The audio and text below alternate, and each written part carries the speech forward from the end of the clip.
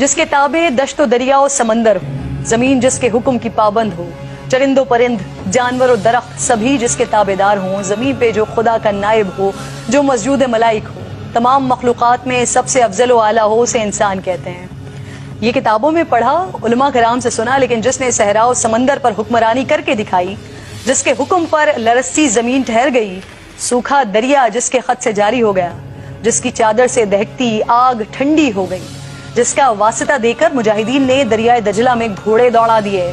جو ممبر پر بیٹھ کر کوسوں دور کے حالات دیکھ لے، جو کہے یا ساریت الجبل اور ساریہ سن لیں، حکم پر عمل کریں اور فتح یاب ہوں، اسے کامل مکمل اکمل مراد نبی داماد علی شہید ممبر و محراب امیر المومنین خلیفہ دوم امام عادل فاروق اعظم سابقین الاولین عشرہ مبشرہ کے بزم نشین محدث قرآن فاتح روم و ایران حضرت عمر فاروق رضی اللہ تعالیٰ عنہ کہتے ہیں، عالم کا سب سے کامیاب فاتح جس کی شخصیت کفر پر لرزہ برندہ، آج اس عظیم شخصیت کی شہادت کا دن ہے۔ ان کی زندگی ایسی کہ خود رسول خدا نے دامن دعا پھیلا کر مانگا، شہادت حق کی گواہی ایسی کہ فرشتوں نے بھی جشن منایا۔ آپ وہ صحافی جس نے سب سے پہلے اعلانیہ اسلام قبول کیا، آپ ہی کے قبول اسلام پر پہلی بار مسلمانوں نے اعلانیہ نماز ادا کی، آپ نے اعلانیہ ہجرت فرمائی، طواف کعبہ کیا اور کفار کو چیلنج دیا کہ یہ مت سوچنا کہ عمر چھپ گیا ہے یا بھاگ گیا ہے، میں ہجرت کر رہا ہوں، جسے اپنے بچے یتیم اور بیوی کو بیوہ کروانا ہو وہ آ کر مجھے روک لے۔ آپ نے جب اقتدار سنبھالا تو اعلان فرما دیا کہ میری جو بات بھی قابل اعتراض ہو مجھے اس پر سر عام ٹوک دیا جائے۔ آپ نے 22 لاکھ مربع میل پر حکومت، آپ نے ریاست مدینہ کو ریاست کی شکل دی،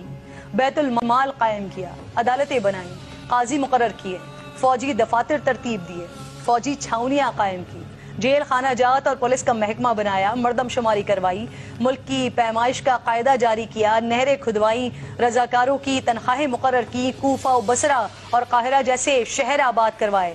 آج ہمارے حکمران کسی ایک منصوبے کا سنگ بنیاد رکھ دیں تو کریڈٹ لیتے نہیں تھکتے ہیں، لیکن حضرت عمر فاروق رضی اللہ تعالیٰ عنہ نے بغیر کسی ستائش کے کام انجام دیے۔ آج ہم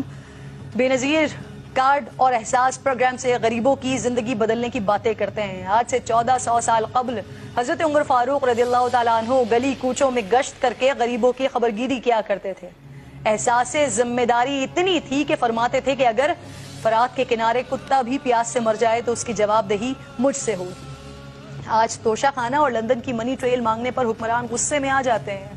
اس کو سیاسی انتقام قرار دیتے ہیں، لیکن دور عمر فاروق رضی اللہ تعالیٰ عنہ میں سب مسلمانوں میں بیت المال کا کپڑا تقسیم کیا گیا۔ کپڑا اتنا تھا اس سے طویل القامت شخص کا کرتا نہیں بن سکتا تھا، اور حضرت عمر فاروق رضی اللہ تعالیٰ عنہ دراز قد تھے۔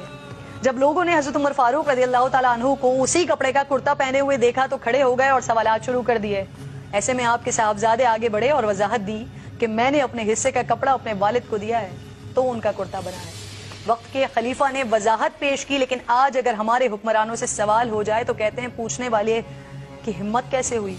پتھراؤ کروا دیتے ہیں، اداروں پر ڈنڈے چلوا دیتے ہیں۔ حضرت عمر فاروق رضی اللہ تعالیٰ عنہ سیاست، امامت، فوجی قیادت کے ہی ماہر نہیں تھے، بلکہ اللہ تعالیٰ نے آپ کے سینے کو نور سے بھر دیا تھا۔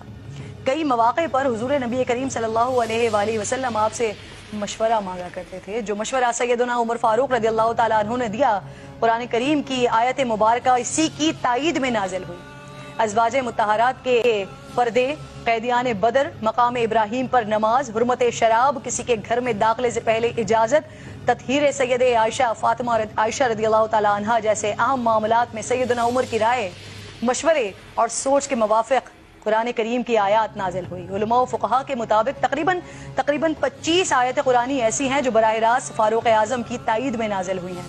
جہاں آپ منافقین کے لیے جلالی تھے وہاں مومنین کے لیے درد مند تھے۔ جس سال عرب میں قحط پڑا تو آپ نے قسم کھائی کہ گوشت یا کوئی اور لذیذ چیز نہیں کھائیں گے، یہاں تک کہ قحط ختم ہو گیا اور پھر خوشحالی آ گئی، لیکن آپ نے پھر بھی یہ چیزیں صرف یہ سوچ کر نہیں کھائیں کہ کہیں ایسا نہ ہو کہ میں تو کھاؤں اور میری رعایا میں سے کسی کو یہ نصیب نہ ہو۔ واللہ کاش کے نام عمر استعمال کر کے حکمرانی کا تاج حاصل کرنے کے خواہش مند ان کی زندگی کے صرف ایک پہلو پر بھی عمل کر لیں تو پاکستان کا نظام تبدیل ہو جائے۔ آج نہیں تو کل یقیناً ایسا ہوگا۔ آج ایک عظیم شہادت کا دن ہے، اس لیے مختصراً شہادت عمر فاروق بھی بیان کر دیتی ہوں کہ نماز فجر کے دوران ایک مجوسی کافر ابو لولو فیروز نے زہر آلود خنجر سے آپ کے شکم مبارک میں 3 وار کیے۔ آپ بے ہوش ہو کر گر گئے اور حضرت عبد الرحمن بن عوف رضی اللہ تعالیٰ عنہ نے نماز مکمل کروائی۔ ظالم ابو لولو نے چاہا کہ کسی طرح مسجد سے باہر نکل کر بھاگ جائے، لیکن نمازیوں کی صفیں دیوار کی طرح حائل تھیں۔ اس نے اور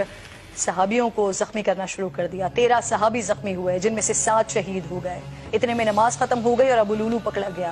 جب اس نے دیکھا کہ میں گرفتار ہو گیا تو اسی خنجر سے اس نے اپنے آپ کو بھی ہلاک کر لیا۔ اور اس کے بعد جو حضرت عمر فاروق رضی اللہ تعالیٰ عنہ نے صحابہ کرام سے گفتگو کی اور جس طرح سے وہ پریشان تھے، جس طرح سے وہ رو رہے تھے کہ جب وہ اللہ رب ذوالجلال کے حضور حاضر ہوں گے تو وہ کیا جواب دیں گے اپنی رعایا کے لیے، یہ بھی ایک اپنی تاریخ کا بہت بڑا واقعہ ہے۔